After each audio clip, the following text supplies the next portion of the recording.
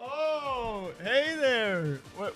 How's it going, guys? Where are we? I have no freaking idea where we are, but what's up, guys? Welcome back to the Esports Rewind, your weekly favorite esports and gaming podcast. As per usual, we hope you guys are all doing well. We start off these episodes by reading comments. We have a lot to talk about in the future because we are in a new space, but we won't talk about that too much. Maybe we'll end the episode with more of that. So my first, well, that's not a comment. I actually got one from Liam, which if you combine is Liam. He says, thanks, guys. As always, brilliant. Thank you, Liam. Right under that, Kyle Smale. Not Kyle Snail. That's his brother. Kyle Smale, who says, we need a Hunter versus Jake 1v1.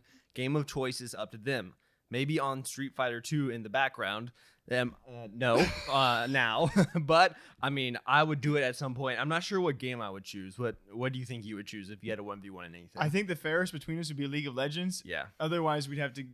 yeah. So yeah, that's probably true. Maybe in the future. Maybe not. Until next time. Wait. Bye. Let's get into it. I was about to do my outro. I know.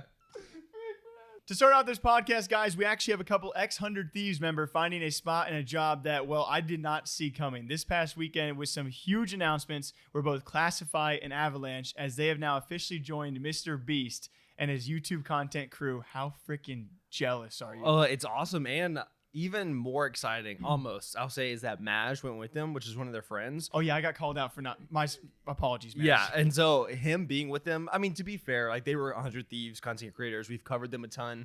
They're back in SOAR back in 2018. They were mods in Nadeshot's chat in 2013, I read about. I wasn't around in 2013, so I didn't know that. But it's cool to see how far they've come, honestly, from being just Twitter trolls. And then even Matt just being good friends with these guys and being friends with them in LA is just cool to see them succeed. Yeah, we're seeing Frosty kind of do his own thing. If you guys remember the X-Mob, as they were formerly with 100 Thieves, Frosty doing his own thing with streaming and some poker stuff, and I'm sure a wide variety of things in the future. Mako taking his leave from social media entirely, and he might be the one that is the best of all of us getting away from all of it. And then you have these two guys who obviously found their way to, the best YouTube content crew currently. It's crazy, and I cannot be happy. Everyone has popped off, even... I don't know my Carl lore very well, but I believe Carl was an intern back in the day. Then he kept showing up in videos for MrBeast, and now Carl's one of the biggest creators. Is that how he came of all time? I don't know the stories of most of those. That could be completely wrong, but that's the story in my head, because I just remember him slowly starting to appear more and more in videos, and now he's massive, and every Gen Z kid loves him to death. And so I think it's a great opportunity for them. We saw Classy actually recently was in his 500K tag challenge and posted his own video about it. We've seen Classy do like MrBeast burger reviews and stuff like that. So it's got to be, I think it's huge that they're huge for them. And it's also great for MrBeast in the group, because I think it brings a little bit of variety. Yeah, creators helping creators is a great thing to see. So two X100 Thieves and the mob members, that being Classy and Ava, have now officially joined MrBeast. Certainly another controversial situation in the Warzone scene. We actually have a female Warzone streamer known as Swish, who is actually a content creator and streamer for the New York Subliners, and a Warzone pro widely known, that being Clutchbelk. He's a duo and a trio mate for a lot of well-known names out there, and himself. Most recently, we talked about him for cosplaying Dr. Disrespect. So certainly widely known, became even more so over the past weekend with some controversy in what seems to be kind of just some banter gone too far, in my opinion, after everything that we saw. This chick keeps crying in the Discord. Like, she's just crying. Just has my name in her mouth. Belk killed me out of a heli with the MG82, and some kids came to my chat saying to get rolled. Did she not know how dumb she sounds? What are you crying for? Are we in elementary school? I need it, bro. Holy bro. That made my night right there. I told her to get rolled. I need him to give to me. Yo, everybody has a problem with you or Oh something. my They're mad god, bro. That shit is funny.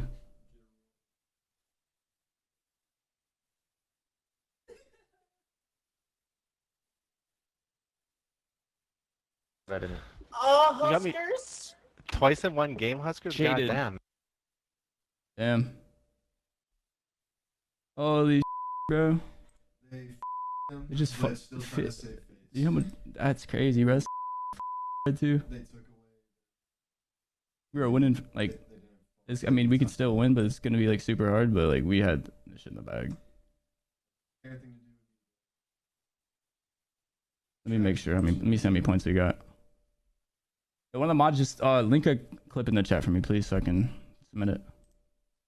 Yeah, and it seems as if we're not going to get into all the little details of what he said. There are a lot of clips out there already. Swish posted a ton of messages from Discord, as well as clips of him being on stream. And it's just this general trash talking that went a little bit too far and saying, oh, she's never going to win anything. She's never going to be good enough. They're just mad. And then on Twitter talking about how people have like massive egos and, oh, you only average 20 viewers. You'll never be good enough, stuff like that, where you're really just putting down another creator, which in general, I don't think is okay to begin with. I understand trash talking, but at a certain point, you're just putting down someone else in the same industry as you. And then it kind of goes a step further when you take into account, you know, the gender difference and how he might be kind of using that against her. Yeah, and so I believe the actual timeline was a mod of his went to her chat to post some things, some jokes. She screenshots that, posted in his Discord or the tournament Discord to kind of further those jokes. He maybe gets a bit offended and they go back and forth a bit more, and then he just continues to beat this dead horse on stream time and time again. Then on Twitter, then she starts posting. He keeps going, and it seems to me at the point of like, you just don't.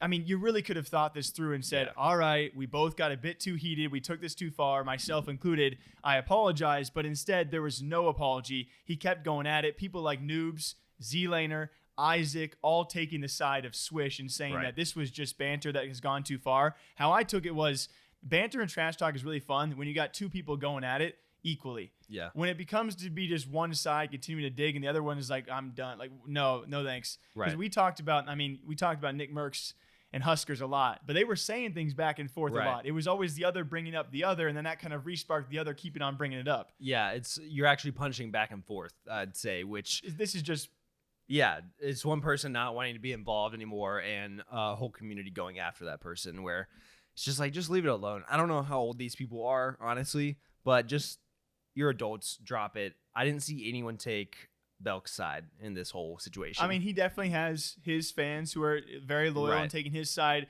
I would honestly just say, I mean, this is not us trying to cancel anybody. You apologize, you move on, you learn and grow from these things. Yeah. I don't know if that's going to, based on what we've seen so far, if that's going to be possible. I mean, you have his own mom, so it seems, getting involved and throwing out like biatches get what biatches get, that kind of stuff. Right. I mean, that's just...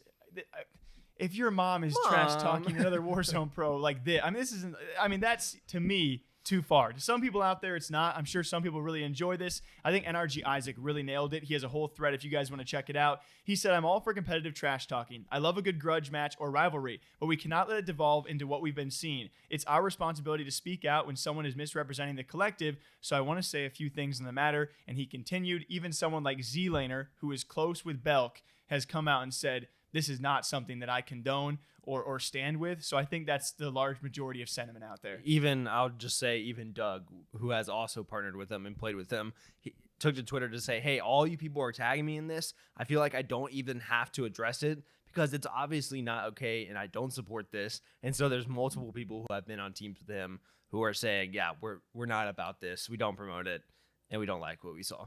Yeah, so a lot of Warzone trash talk going on. What did y'all think about it? Belk versus Swish, and a big old controversy this past weekend. This weekend, we actually had some Overwatch news going on, which was one of my favorite things. I don't watch a ton of Overwatch, to be perfectly honest, especially not anymore because it's not quite as exciting as it used to be or as involved. Well, when Atlanta Reign and SF Shock were playing each other, Atlanta Reign ended up winning, and we had a player called The Hawk who just gave out one of the best lines I have ever heard. It's not even a big story. This is going to be a short topic probably. But after they win, he throws out, just in comms, you see it on the stream, and he goes, "3-peat my hole." Let's go, bro. 3-peat my ass. Which I'm sure was bleeped out by Pete at that point. But what do you think about that? I mean, I'm surprised that not many more than you picked up on it, and I'm mad that I didn't because I didn't tweet till like the next morning or actually after the weekend concluded because it's a big weekend. And again, I don't watch a lot of Overwatch, but SF Shock were going for a 3-peat in terms of Overwatch League championships. And so Reign obviously put an end to that. So him saying that, I didn't see it until you brought up the story. I think that's perfection. I think it's largely even.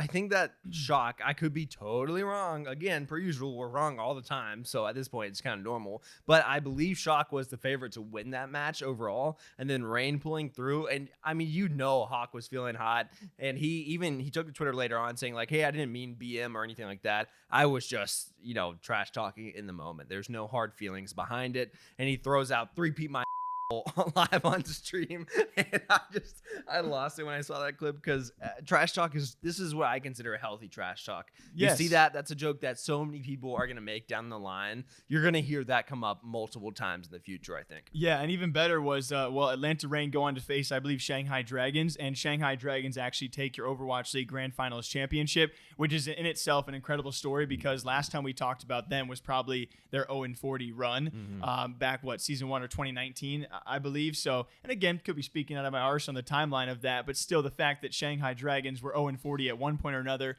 Yes, they've made a lot of changes since then, but a bounce back like that is not one that you see too often in esports, to then taking the biggest title. And then you take down the guy who just took down the Shock and said 3-peat my arsehole. So right. it's kind of a fine tune of stories we don't get to cover too often in the Overwatch scene. But what did y'all think about it?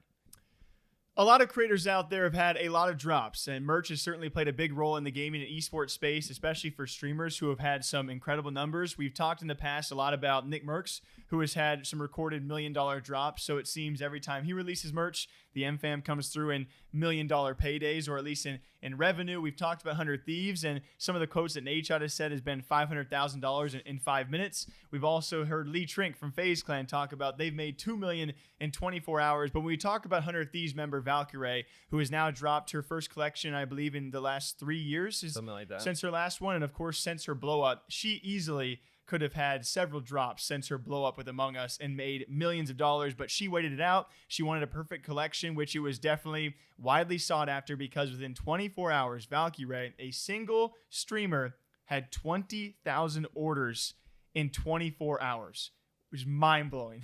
And I think, if I'm not mistaken, it was themed after Daywalker, which was her collaboration with with Corpse, I believe, with MGK. And MGK. And so I think she's timed all this really well because she collabed with them for the video where she was being Corpse in the video. Then she also did stuff with Bella Porch in her Build a Biatch video. And so she's had all these very mainstream collabs now. And Ray was already big, obviously. Like you said, from Among Us, she really exploded, was big before that. But now she had these mainstream collabs, which I think pushed her to that next level. If you're going to work with Corpse, then you're going to be on a whole new level of popularity. If you're with MGK, you're with Bella Porch, the biggest creator on TikTok. And so I think she really set that up well to then release her merch where so many people wanted it. Yeah, and apologies for looking something up while you were doing that, because I actually got in contact with Hacks. We love the boys over at Hacks, a good apparel company who sent us some stuff in the past. And I reached out. I was like, guys, 20,000 orders. That's a frick ton of money. Give me an estimate. Give me some kind of thoughts. So they said, if you tweet or say something, say it like this: estimated number by Hacks GG, that's Hacks with a 4, is based on analysis of the data from consumer spending on influencer merch. They gave me the real cool words. So they said 20,000 orders with an average order value of $80 is 1.6 million gross revenue, which is the best way to calculate this, as we studied her drop numbers earlier this morning. So that pushes her past a lot of people out there, and that's just to keep a reminder within 24 hours. A lot of orgs out there too, I'll say. Oh my, dude, if you want to look past, let's throw out FaZe, 100T, Liquid, TSM, C9, G2. I'm sure there's some others we're missing. You throw out the top 1%, the top 5% of orgs.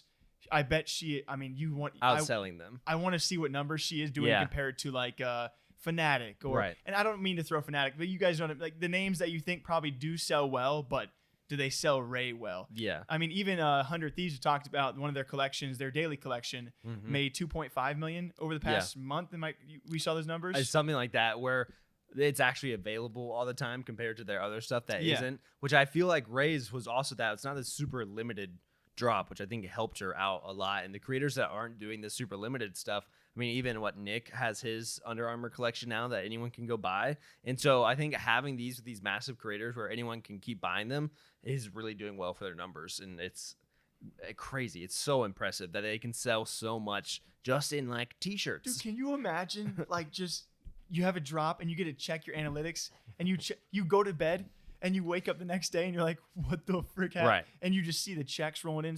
It's just huge congrats to all these people that have that many loyal fan bases who want to support them through merch. Valkyrae making millions easily, and we'll see what's next for her.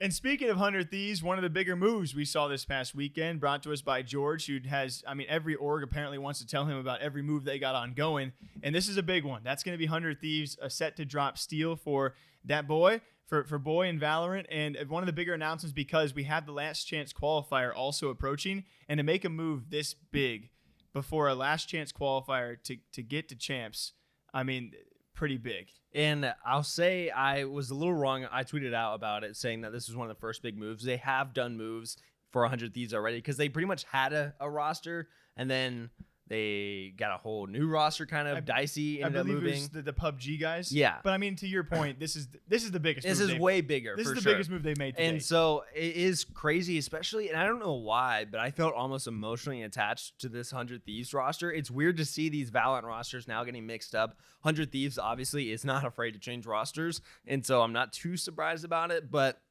it's definitely a mix-up when you've seen this squad be together for so long. And we saw so many Valorant moves this past weekend. We did for NRG also, I believe, was benched. And then we also had Team Liquid.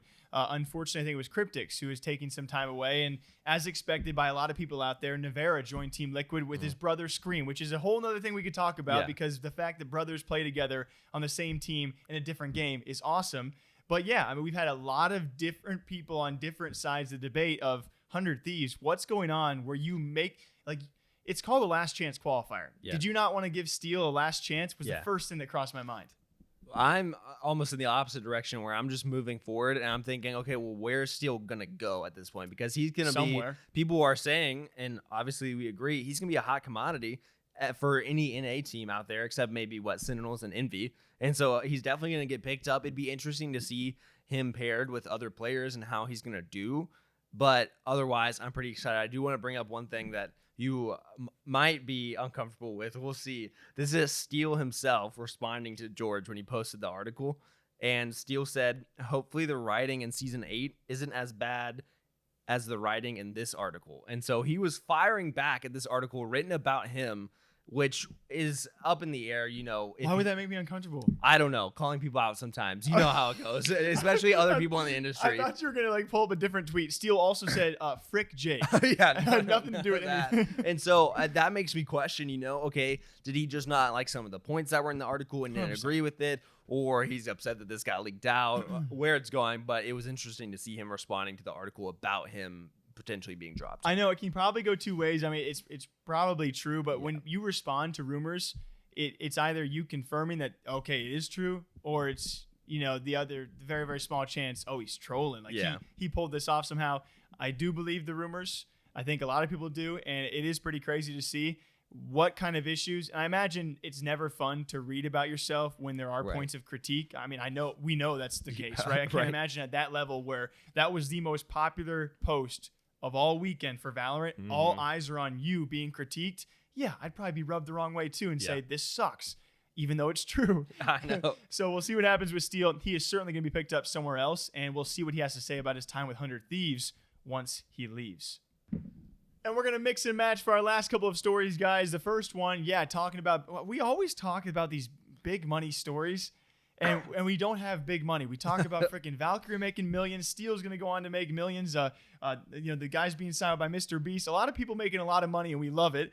And along with that, we have Nickmercs spending a lot of money. And this is actually pretty shocking, but also not too surprising at the same time. The MFAM BBQ. It was actually back in 2019 where he spent $100,000. It was on stream he shared this past week that he spent a total of $500,000, part of which was covered by sponsors. I believe there were 3 for the event, out of his own pocket, paying anywhere from $350,000 to $360,000 just to go eat some barbecued meat with there's a lot going on there, right? It's pocket change, with some baby. fans. Just pocket change. Going forward, we definitely want to make this an annual thing. Every year we want to go to a new spot and do one. This barbecue costs about $500,000 to put together. I'd only be able to do these types of things in this type of way with each and every one of you guys at my back, man. Thank you for the support and the love over all these years. You've put me in a great spot, and you've given me the ability to do things like this, man. I can't say thank you enough. It's like, what the frick? I know it's so much, but it seemed like people had a lot of fun, and I think they are important. A lot of folks were saying, why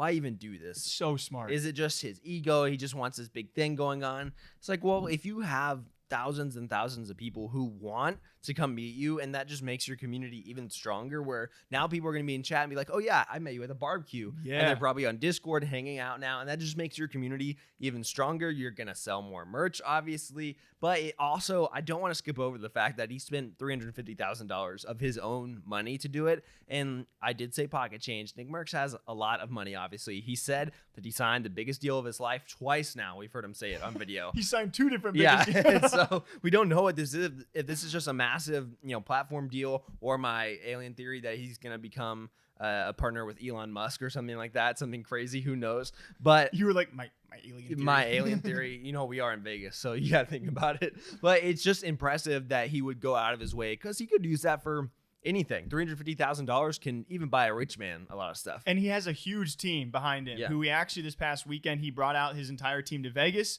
And on top of the $350K he dropped in the barbecue, he dropped, I imagine, probably quite a few racks on gold chains for his entire team. We got invited because we're in Vegas, but we couldn't make it. We had to respect the occasion and say, "Bah, it's okay." We were like, hey man, you do your thing. Like, we'll see you at the next barbecue. He invited to give us gold chain. It was crazy. But yeah, we said no. We're too humble. We Sorry. recorded it all, but we're probably gonna keep it behind closed doors. Right, perfect. He's a great guy. But yeah, gold change for his entire team. And like you said, I mean, he has a big team. $350K can pay for your editor and a couple editors and a behind the scenes guy for an entire year. Right. Who he's also mentioned, like, he signed the biggest deal of his life, but he is paying for a lot of people's livelihoods. Mm-hmm. And so I think you make a really, really good point about how close you have now made your community. You have people that are going to go to bat for you no matter what. No matter what you drop, no matter where you go, no matter what you do, they are going to be, oh, you put on an entire free event. I just had to pay for my flight or to my drive to get there. Yeah. You put it all out in your own pocket. I met all my friends there. All of my friends are also your viewers. This is going to be a community that it's almost kind of freaking scary going forward. If you ever have any issues with Nick, you got issues with an entire fan base who he is now really invested in. Huskers should not have shown up, which I'm glad he didn't. Yeah. But you have to think about that. I just think I would say congratulations in the end of it, because I think it's really impressive as a creator to see where he's come from, and now all the moves that him and his team have been making, because they keep signing deals. His viewership keeps going up. He has some of the most consistent viewership. He's a co-owner in FaZe. He's been on Sports Illustrated. He's working with Under Armour. I mean, the list really does go on and on and on for him. And so the fact that he's still paying attention to his community, no matter what people think about Nickmercs, he does treat them like family, and it's great to see. Yeah, and I guess one last thing, because I love diving back and I love talking about freaking money. You have someone like Ninja who a couple weeks back or a month back, he gave $100,000 to a Halo event, a random Halo 2 event. You talk about G2 Esports and Ninja back in the day, and some other, MrBeast as well, and AIM Labs. They gave $250K each for a character, a skin inside the Fall Guys. And just, I mean, how much money do you have to have, or how much ROI do you see this as a possibility where you're like, $350K? Yeah, shell it out. It's insane to see how successful these people have become, and I cannot wait to see who is next and how they can also give back. As per usual, hope you guys all enjoy the Esports Rewind podcast. We really enjoy breaking down these stories each and every week with all of you guys a bit at length. We'll probably save it for next podcast, because I don't know how long this one has been. This new office, we got a lot of new things coming for all of you guys. A big old tour coming as well, and obviously going to keep the podcast, and hopefully some other shows are in the works. Yep. Some spicy content, hopefully a little more AC in this room, because this has been a hot podcast. I've been spicy today, so we appreciate you guys tuning in. Yeah, we'll see you guys back here next time. Until then, take care of yourselves. Bye. Bye.